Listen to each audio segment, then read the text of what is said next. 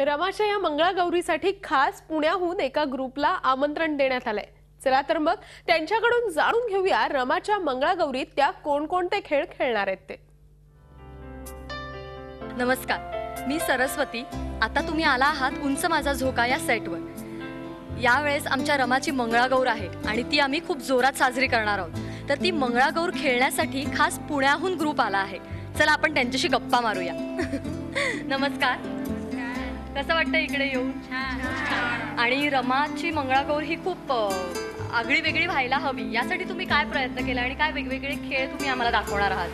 आम्ही ह्या मंगळागौरी खेळण्यासाठी आम्ही खूप जुने पारंपरिक खेळ, कारण ही सिरियल तशी पारंपरिक असल्याकारणाने आम्ही मंगळागौरीची पूर्ण पारंपरिक गाणी खास करून आम्ही ह्याच्यामध्ये मंगळागौरीसाठी आणली आहेत। तशी महाराष्ट्रामध्ये मंगळागौरी खूप जुना ठेवा आहे आणि तो संस्कृतीचा ठेवा जपला जावा म्हणून आमचा माननी सांस्कृतिक ग्रुप हा आम्ही पुण्यामध्ये गेले 6 वर्ष आम्ही विविध खेळ मंगळागौरीचे खेळतो आणि इतरांना हा संस्कृती जपली जावी म्हणून नवीन पिढीला आम्ही हा वसा देतो। आम्ही याच्या मंगळागौरीमध्ये जी काव्य आहेत, जी गाणी आहेत, ही सगळी गाणी कुठल्याही संख्येने प्रत्येक स्त्री ही 5 वर्षापासून ती 60पर्यंतची स्त्री खेळू शकते।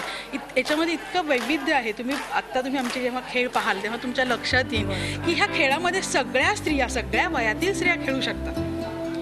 आणि गाणीसुद्धा, गाण्यामध्ये जो काव्य आहे ते अतिशय सुरेख, नात्यांची इतकी सुंदर त्यांनी गोफ विणले गेलेले आहेत। तर तुम्ही गाणे ऐकल्यानंतर तुमच्या ते लगेच लक्षात येईल की किती सुंदर पद्धतीने त्यांनी ती गाणी हे गेलेली आहे।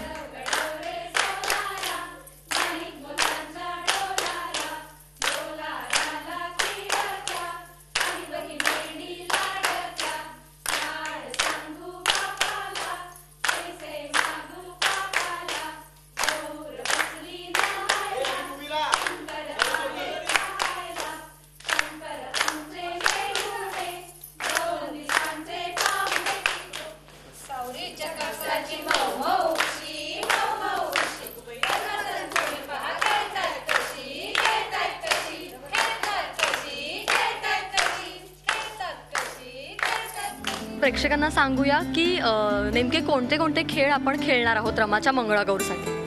आम्ही आता इथे तांदूळ सडू, हटुशा पाणबी हटुशा, फुगड्या, होड्या, नाचगं घुमा, खुर्ची का मिरची, झिम्मा हा पारंपरिक प्रकार आहे आपला। ही सगळी विविध खेळ आम्ही खेळणार आहोत।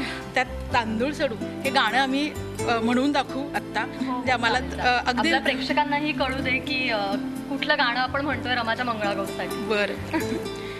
तांदूळ सडू बाई तांदूळ सडू, मंगळागौरीचे तांदूळ सडू, तांदूळ आमचे मोत्याचे, जावई आमचे जेवायचे, वड्या केल्या अळवाच्या, कुणाला नाही कळवायच्या, वड्या झाल्या तेलकट, सासू आमची भोसट। खरं तर हे गाणं म्हणजे मला सूट होतंय। माझी सासू खूपच भोळी आहे।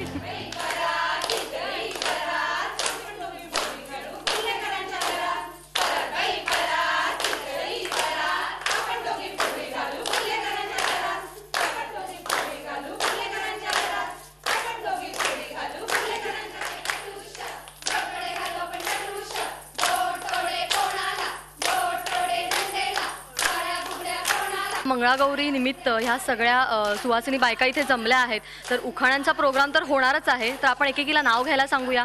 तुमच्यापैकी कोण छान असं मोठं नाव घेईल? हो का? या ना काकू पुढे। अरे मग काय झालं, असा मोठा प्रयत्न करते।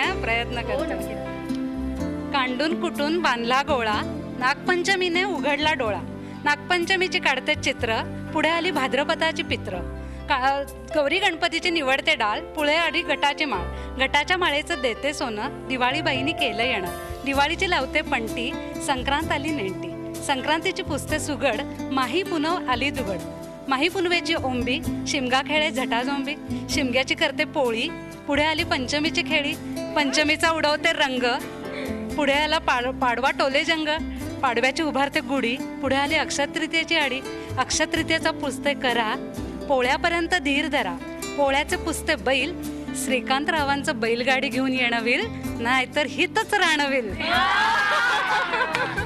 खूपच छान। जमणार मला। वा बापरे, तर तुम्ही एवढा आग्रह करताय तर मी प्रयत्न करते उखाणा घ्यायचा. चांदीच्या वाटीत खडीसाखरेचे खडे, चांदीच्या वाटीत खडीसाखरेचे खडे, गोपाळरावांचे नाव घेते मंगळागौरी पुढे. ही मंगळागौरीची गंमत अशीच आम्ही चालू ठेवणार आहोत. मंगळागौरीचा जागर आम्ही असाच करत राहणार आहोत. तेव्हा तुम्ही पाहायला विसरू नका उंच माझा झोका झी मराठीवर.